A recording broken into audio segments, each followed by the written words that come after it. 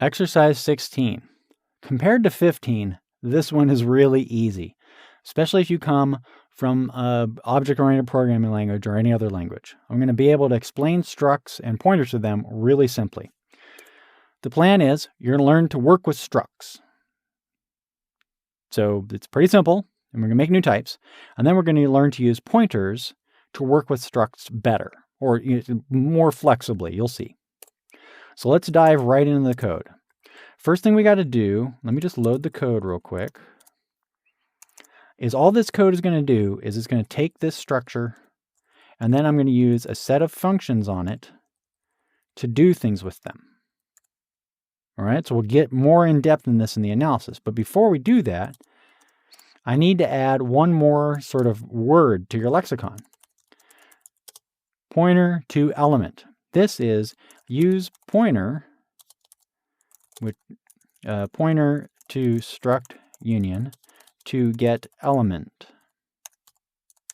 Okay, what does that mean? Remember we had type pointer, a pointer to a type named pointer? And then we had how we could do like +i to move it ahead.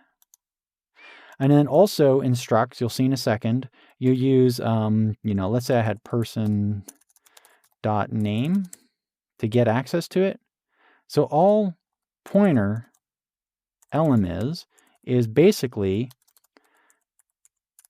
person. Now, right when you do that, it dereferences person. So it's just like this code here, but you don't need a little asterisk. And then using the dereferenced struct grabs the name element. All right, so that's a lot. Let's take a look at this super fast because it's actually pretty easy.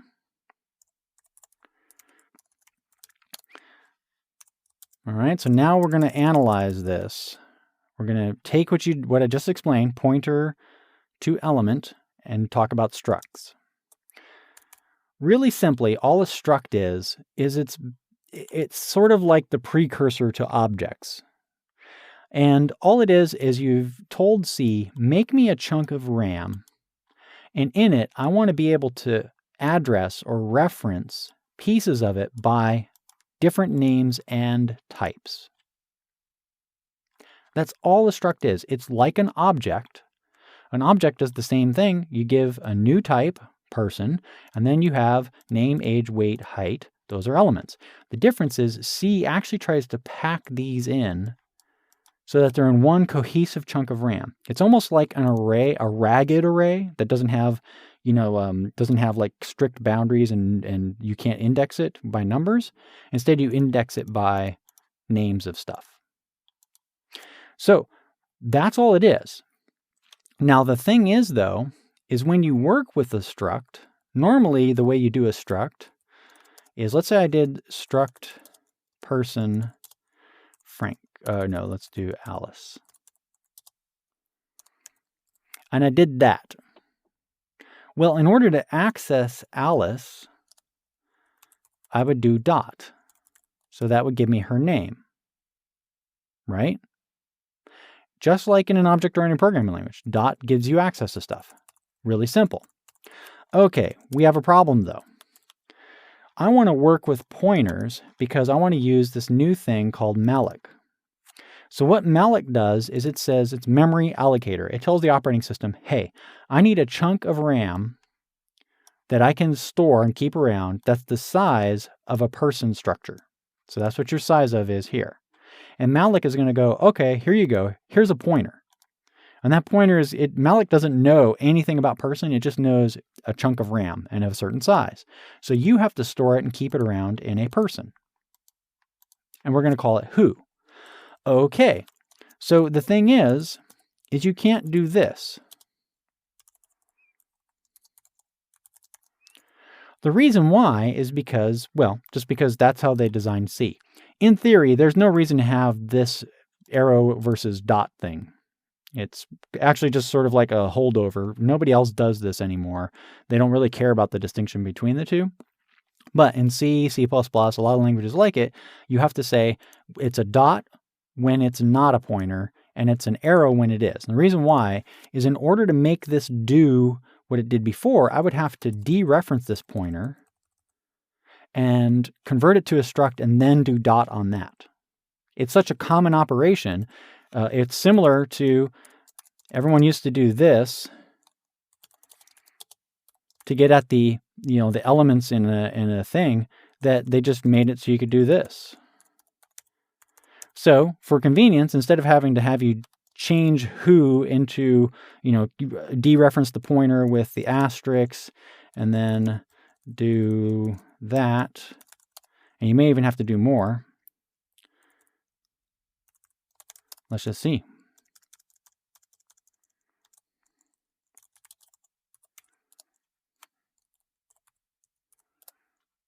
So see how I did that? Instead of making you dereference it, wrap it in parentheses, and do that, they just came up with a convenience that all you got to do is this. That's it. The arrow. Okay, so that's a roundabout way to just tell you a simple rule. When you have a pointer to a struct, which is really common, you get them all the time, just use the arrow. Now, what happens if you accidentally use a dot? Well, you get an error. You're not allowed to do that. So it's not like this is highly error prone, or really you need to know much of anything. You just use an arrow when it's a pointer. The compiler will tell you when you didn't. However, if you're constantly doing this, you need to revisit pointers because you definitely have not learned them well enough to know the difference. Okay, now down to what structs do. So the struct, and later on we'll find ways to make this a little shorter, but the struct basically, like I said, has a chunk of RAM for each of these. And if I were to draw this out, the best way to draw it out is, like I said, it's sort of like a ragged array, or it's just a chunk of RAM. So if I were to do it, it would be something like this. Let's see. I would have, this is the beginning of my struct, right? And notice I'm using, pretend these are just like, RAM. It's not the actual curly braces. And then first I need a pointer for name. So the struct has that much. And then looking at the code, I need a place to store age. And then I need a place to store height. And then I need a place to store weight. So this is your chunk of RAM, and it will have a size. The thing to remember is if I take name and I assign it to Joe or Frank or something like that, it's not putting Joe in here. It's making a pointer to where Joe is stored, just like an array of characters. And then each of these has their own storage. So if that's the case, I can reference them, and I reference them by their names. When we get into unions, we'll start seeing how that can actually help you morph chunks of RAM into different types in a slightly safer way.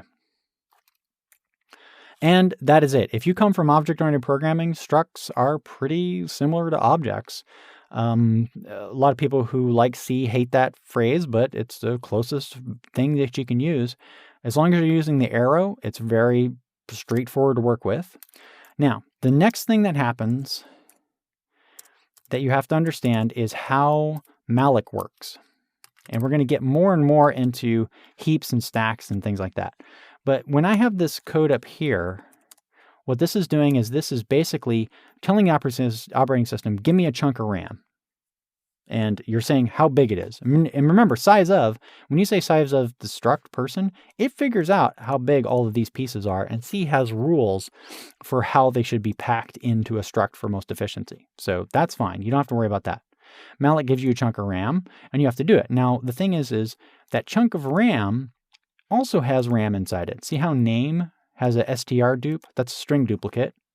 And what that does is that makes a new string, which is a copy of that one, in the same sort of malloc style, and assigns its address. Remember, char star is a pointer, so the address of it goes there. Now we can work with it like a string. Well, so what does it mean to malloc something? We're making a chunk of RAM, so we have to free it. The reason why is because the operating system has limited amounts of memory, and so when you go around making pieces of RAM, then you have to also go around deleting them. If you're used to a programming language like Python, you don't need this because they have something called a garbage collector. But in C is very, very just raw, straight in your face, so you have to free it yourself. That's what this person destroy does for us. You'll also notice there's a certain style. Person destroy takes a struct, that takes a struct, this is really similar to objects. This is like, say, your initialize function in Python or Ruby, and then this is destroy is new, but it could be a destructor, and then this one is a function on it. It's almost as if you took this underscore and replaced it with, dots. You could have objects. And the calling difference is, see how this line here, I have print? In Python, this would almost just be frank.print. It's just really similar. Now that's pretty much the end of it. Once we create and we can print and we can destroy them, we create a few and we do it and we destroy them. Pretty simple. I mean, honestly, that explanation is longer winded than it needed to be. I could just have said structure-like objects, but they don't really have functions in them. And if you make a pointer to it, use the arrow. The compiler will complain if you don't. That's it. Okay, so what happens if we pass null to person destroy? So here's the thing. I'm doing these breakings, right? So let's just make sure I have the original compiled and that it works. All right, that works. Not bad. Now let's do null here. Okay, I've been having you do breaking, but you should try to predict what each of these breakings do. So if I do person destroy, I should be able to go to person destroy and go, okay, so person destroy is getting a pointer. And when I get a null pointer, oh, I have this assert. So what does assert do? Assert is basically a way of saying, I want to abort if this condition is false. Who doesn't equal null? Yeah, I want to assert that this is true. And if it's false, die. So what this function will do is it will get to here and it will explode. That's how you have to start thinking about breaking code now. You're sort of moving on to the next level. You should predict what will happen and then see if you can do it. So let's do this again. Make ex16. There we go. So it aborted. If you run this under a debugger,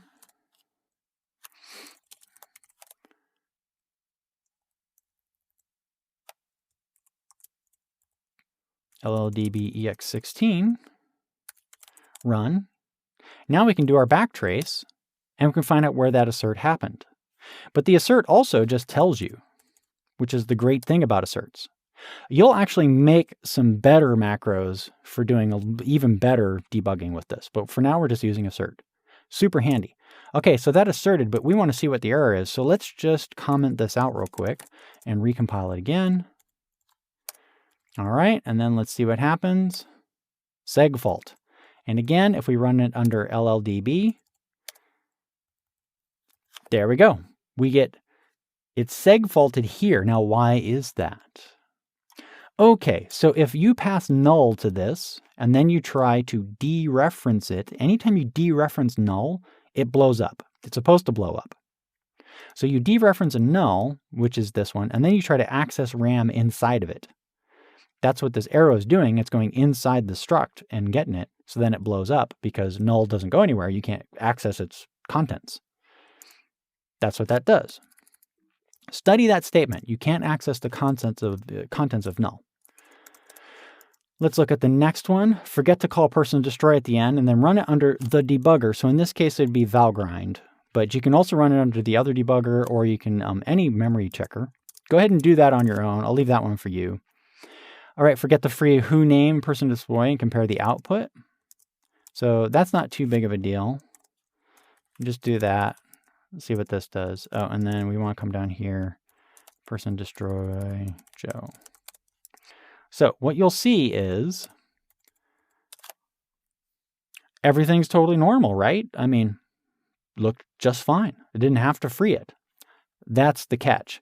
C will let you make memory. You have to manage it yourself and then just pray that you get it all right. But memory checkers like valgrind and all those other ones that you can find, there's even some professional ones, do a good job of sort of preventing that. They help you find all your memory leaks. Let's do the next one. Pass null to person print and see what the debugger thinks of that. So let's find person print right here and let's pass null to it. And let's make it. Boom, seg fault. Now let's LLDB that. Run. And that's where it bombs, right there. And notice we get bad access. So anytime you see this bad access, you have to manage it again. Now, let's do one more that's interesting. Okay, so I've gone through the trouble of setting these all up. So when you pass in null, you get an error. But what happens if you free Frank and then try to use Frank again? So let's see, let's look at this visually really quick. So I've got a chunk of RAM that is all the stuff, and it's Frank, right? And it's Frank's data in here, okay? And I've pointed a variable at it named Frank, okay? Remember, it's a pointer to the struct, okay? Now, I go in and I free Frank. Frank doesn't exist anymore, technically, okay? So once I free Frank, if I go to try to use Frank again, I sort of have a conundrum. Freeing Frank doesn't change this value. It doesn't make it null.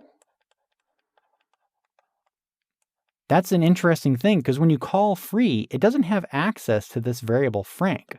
It just has access to wherever Frank pointed. It has access to this stuff. So it would be nice if it also set Frank to null, so then whenever you accessed it, it blows up. But it doesn't. It does not do this. Instead, you just have Frank anyways. So that means you can accidentally try to use a piece of RAM that got destroyed. So what does that mean? Well, let's find out. So I've called free on Frank, and I'm going to print it again to make it, run it. And now we have a malloc error. Error for object, pointer being freed was not allocated. Oh, that's even worse. Let's see what we got. Pointer equal being freed was not allocated. Oh, this is even different. Okay, so let's do a backtrace on this. So I believe it went ahead and tried to do this and then got to here, and now we're inside the person destroy. So let's run it. And let's do our backtrace. Yep, it's in this function.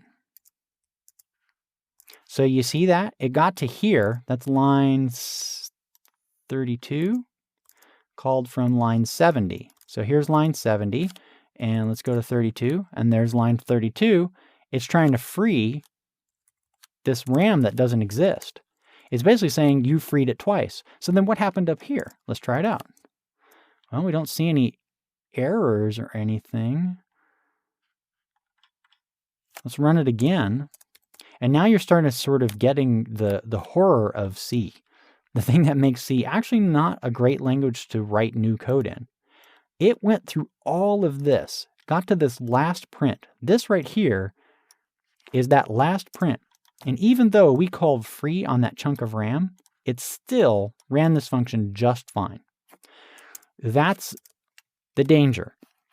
Even though I freed this pointer, the pointer still has a value.